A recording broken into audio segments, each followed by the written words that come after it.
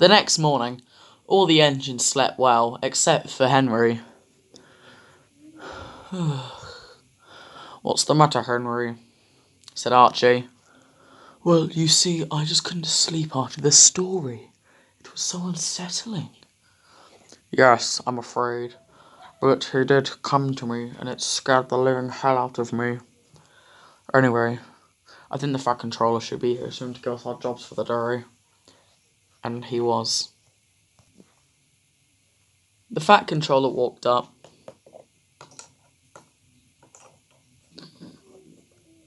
"Good morning, engines. I trust you all slept well." The engines didn't say anything. Anyway, a special train has come in. It's a heavy goods train. So I have designated Henry, James, and Alfred to the job. Alfred and Thomas will prepare the train. So, Thomas, I suggest you get going. Meet Alfred at Knapford Yards. "Yes, sir," said Thomas. "As for the rest of you, Gordon, a new investor is coming to the island, so I want you to pick him up. He will be investing in the Kirk Ronan branch to run a new harbour train." "A harbour train?"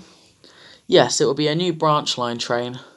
But, however, the investment must go through, so prove to him that the line is safe and good to run on."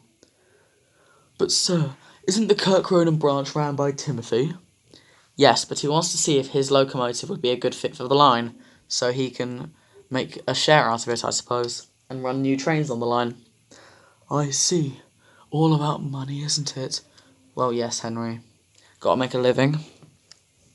"Even though your net worth is like 2 billion? "Wrong. My net worth is 10 billion. But that's not important right now." 10 billion? "I said that's not important right now, Henry." "Sorry, sir." "Now, anyway, rest of you, get to work. Douglas?" "Aye, sir." "If anything goes wrong, you will be on standby to help the heavy goods train." "All right, sir." "Goodbye, engines." Fat Controller walked away.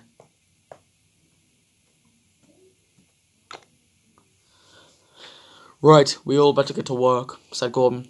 "Indeed. Right, come on, let's go." And so one by one, the engines left the sheds.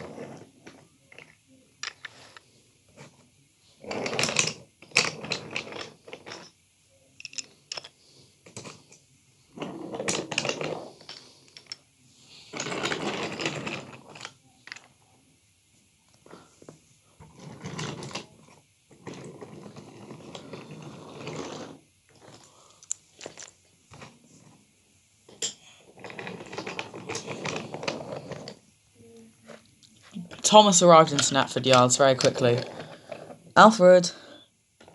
"Right here, Thomas. Now, let's get to work quickly. Henry and James will be here any minute, and the train is not arranged yet." "Right, well, let's get to it." The two engines began working against the clock very quickly, arranging the train.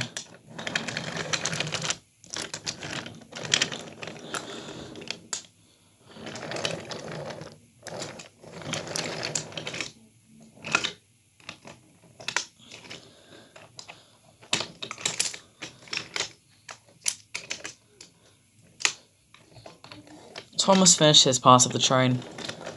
Then Alfred came up with the final part. "Hang on, Thomas, you may want to get out of the way." "Oh, yeah, right."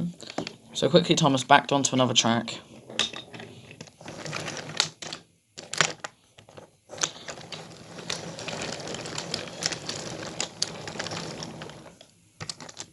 Then, the train was shunted into the departure siding. "Phew, that's heavy," said Alfred. "I would have guessed so. It's a heavy goods train." Alfred quickly got turned around, and the two engines waited for Henry and James to arrive.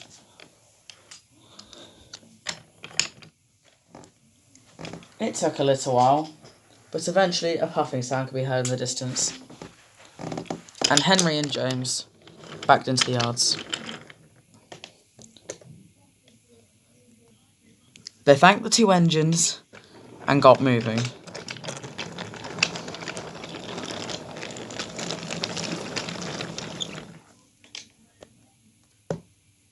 Well done, Thomas. We got the train out. Now, I think we both have work to do. You're right. Let's go. So the two engines left the yard.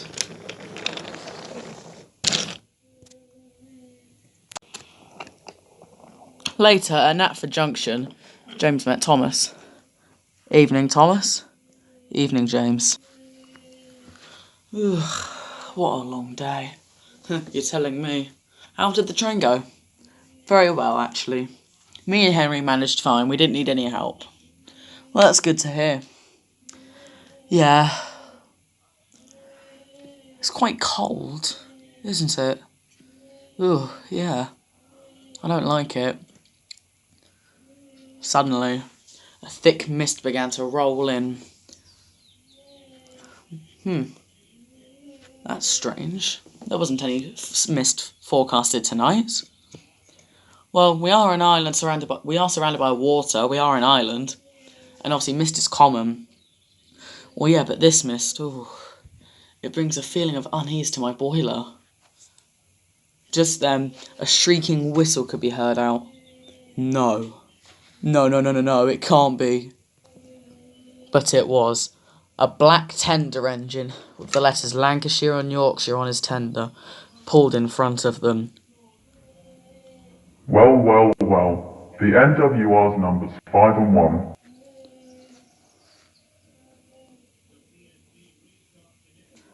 Yes, said Thomas. And you're Jacob, aren't you?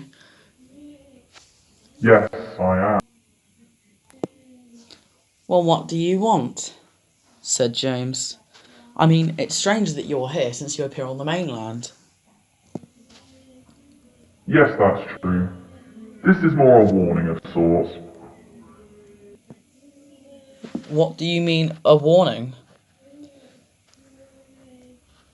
Well, let's just say, I'll come for that who keeps me this way.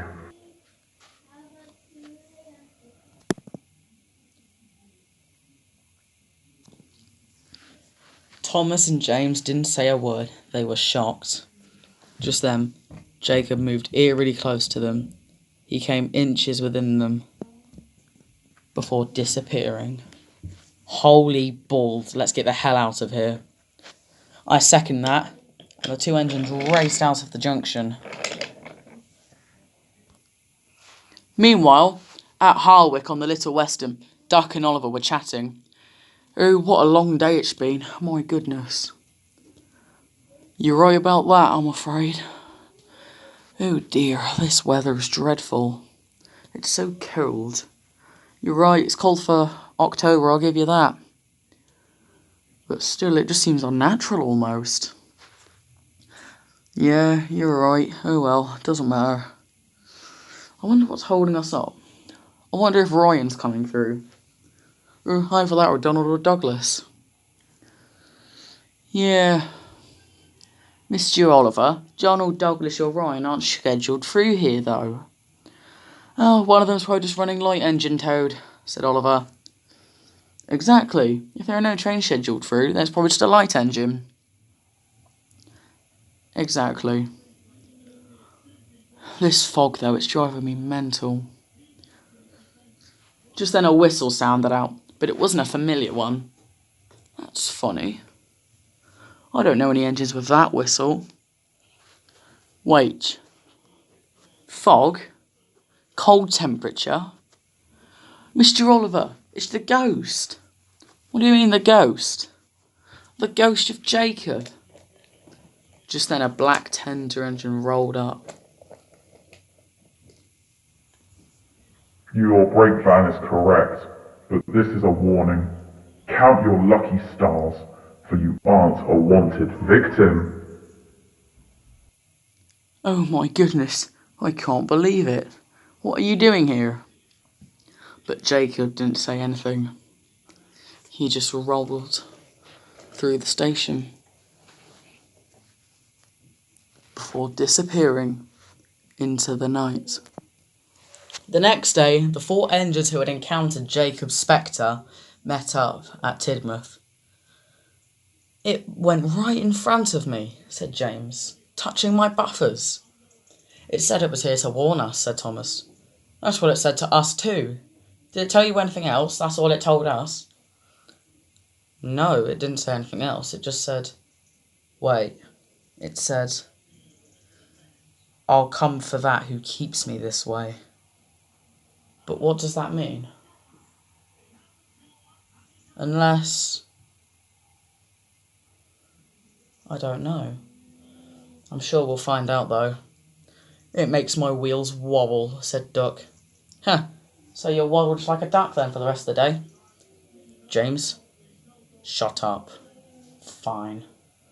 But still, it's not funny. I mean, what if it takes one of us?"